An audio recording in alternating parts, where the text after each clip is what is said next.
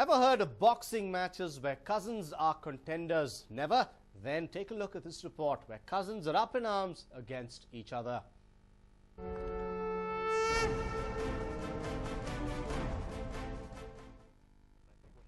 Boxing matches, two wrestlers fighting it out in the ring, and mixed martial artists battling it out to reign supreme. Well, these matches have always garnered attention and fanfare.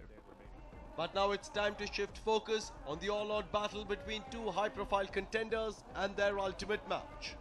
But before ringing the bell, let's meet the contenders themselves. Priyanka Gandhi, 42 years of age, not contesting this election. Varun Gandhi, 34 years of age, a candidate from Sultanpur constituency.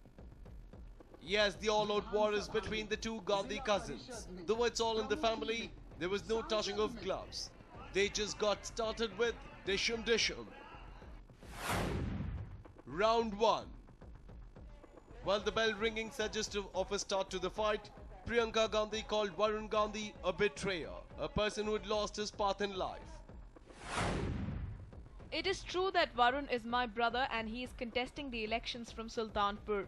But I do not want you to think he is a Gandhi. The Gandhi family has shed its blood for this country. He must understand that politics cannot be divisive, it must unite people. He must learn that this is not how one does politics. Your vote must teach him to learn the language of love and unity. The words were strong. Varun's mother, who was watching the match from outside the ring, was deeply pained. But Varun Gandhi didn't react. He waited for the round 1 to get over. Round 2. The opportune time for Varun Gandhi came in the form of filing for nomination. Supporters cheered the young Gandhi and showered rose petals as he set out on a rally before filing his nomination in Sultanpur. After filing his nomination, Varun Gandhi exuded confidence of a win. He launched a punch in the form of a point-by-point veiled rebuttal following Priyanka's attack. He stated that his inherent decency and large-heartedness should not be seen as weakness and that he had never crossed the Lakshman Rekha of decency in a press release. Varun Gandhi then requested to other contenders to debate unemployment, corruption, poverty, illiteracy, than indulging in personal attacks.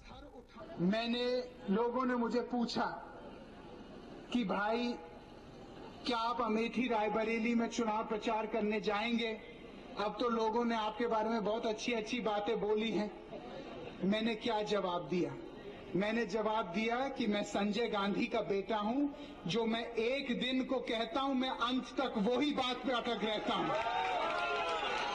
अगर मैंने शुरुआत में जिस दिन मैं राजनीति में आया उस दिन मैंने बयान दिया कि ना मैं परिवार के खिलाफ बोलूंगा, ना मैं शत्रुओं के खिलाफ बोलूंगा। परिवार को तो मैं कभी शत्रु मानता नहीं, लेकिन जो राजनीतिक शत्रु हैं उनके बारे में मैं कभी एक शब्द नहीं बोलूंगा। मैं सकारात्मक राजनीति करूंगा, मुद्दों की राजनीति करूंगा, मूल्यों की राजनीति करूंगा, सिद्धांतों की। Round 3. Varun Gandhi surely looked strong in the second round, but with the sound of the bell ringing, it was Priyanka Gandhi's turn to take pot shots at Varun Gandhi again. The Gandhi sign sprung onto her feet and made some strong comments. Priyanka says, "This is not a family tea party. It's surely Gandhi versus Gandhi." Priyanka also reinstated that Varun Gandhi had betrayed their family. Views in the last election about certain things, and I don't agree. It's a betrayal of my family. My father died for the unity of the family. I cannot disrespect anybody. The Gandhi dynasty is locked in bitter exchanges. With 3 rounds of fight, the clear winner is not yet known. But with elections just round the corner, let's wait and watch if the cousins take the fight to an all-new level, or will they settle down for a time? A News9 report. We slip into a short break now, but News9 updates continue on the other side. Hotels में 50% of हो जाएगा, तो हर यात्रा से पहले yatra.com आइए। जो भी डील चाहिए मैं दिलाऊंगा, ये मेरी कमिटमेंट है। It's time to go, son. Any last wish? Uncle, can we wait till my phone battery dies? Okay. Hey, Sippy. Are this Khadu's uncle ja raha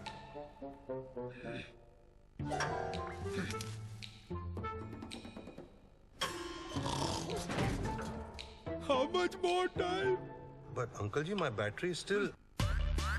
With 36 hours of battery life, the new Lenovo S660, you just can't beat it. ಈ ಬಾರಿ ಯಾರಿಗೆ vote ಕೊಡೋದು? ರಮೇಶ್ ಅಣ್ಣಂಗೆ ನಮ್ ಕಡೆಯವರಲ್ಲ, ನಾವು ಯಾವಾಗ್ಲೂ ಅವ್ರಿಗೇನೆ vote ಕೊಡೋದು. ಸರಿ ಕೂತ್ಕೋ. ಏ ನಿಲ್ಲು, ಬಹುಶಃ ನಮ್ ಕ್ಯಾಪ್ಟನ್ ಸೆಂಚುರಿ ಆಗುತ್ತೆ. ಹೋಗ್ಲಿ ಬಿಡು ಕಣೋ, ಯಾರಾದ್ರೂ ನಮ್ ಕಡೆಯವರು ಆಡ್ತಾ ಇದ್ರೆ ಅವಾಗ ನೋಡೋಣ. ನಮ್ ಕಡೆಯವರು? ನೋಡು, ಈ ಬಾರಿ ನೇಹಾ ಗೆಲ್ತಾಳೆ. ಯಾಕೆ? ಅರೆ ನಮ್ ಕಡೆಯವಳು ಅಲ್ವಾ? ಏನಪ್ಪ ಇದು ನಮ್ ಕಡೆಯವರು ಅಂತ ಹೇಳ್ತಾ ಇದ್ದಿ? ಟ್ಯಾಲೆಂಟ್ ಕೂಡ ಇರ್ಬೇಕಲ್ಲ? ಹೌದಾ? ಮತ್ತೆ ಎಲೆಕ್ಷನ್ಸ್? ದೇಶದ ಅತಿ ದೊಡ್ಡ ಟ್ಯಾಲೆಂಟ್ ಶೋ. ಸರಿ, ಈ ಬಾರಿ ಟ್ಯಾಲೆಂಟ್ ಗೆ ಸಪೋರ್ಟ್ ಮಾಡೋಣ. ಯಾರು ಹೊಸ ಇಂಡಿಯಾವನ್ನು ನಡೆಸ್ತಿದಾರೋ ಅವರೇ ಓಡಿಸ್ತಾರೆ HF ಡಿಲಕ್ಸ್, ಹೊಸ ಇಂಡಿಯನ್ನರ deluxe bike. No fixed questions. Gujarat के दंगों को लेकर आपके ऊपर इल्जामात का दौर चलता रहा. आपने तो अफसोस जताए लेकिन माफ़ी नहीं मांगी. क्या माफ़ी मांगेंगे आप? क्या आप ये चाहते हैं कि अयोध्या में राम मंदिर बने? मान लीजिए एक चुनाव के बाद केंद्र में आपकी सरकार बनती है, तो गुजरात का मुख्यमंत्री कौन होगा, अमित शाह या आनंदीबेन? क्या आप खतरनाक हैं? No fixed answers. इल्जाम लगाने से इल्जाम नहीं लगते, लेकिन ये चीजें आती नहीं बाहर. बस हम तो अब अमेरिका से भी आगे निकल गए, हम चाइना से भी आगे निकल गए. ये हिस्टोरिकल घटना है हिंदुस्तान के राजनीतिक चुनावी इतिहास में. Watch the boldest Narendra Modi interview ever tonight at 9:15 p.m. a TV9 network exclusive.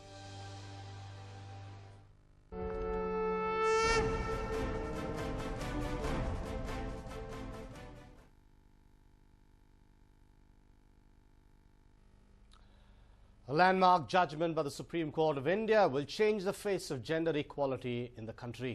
Transgenders are now officially the third category of sex in India. Transgenders, a community which has been trodden under the weight of gender inequality, bracketed as taboo for generations, and has faced the peak of discrimination. The Supreme Court, through its judgment today, has given them a ray of hope. It granted recognition to transgenders as the third category of sex. The apex court has also asked the government to take remedial measures to prevent discrimination and harassment of the community.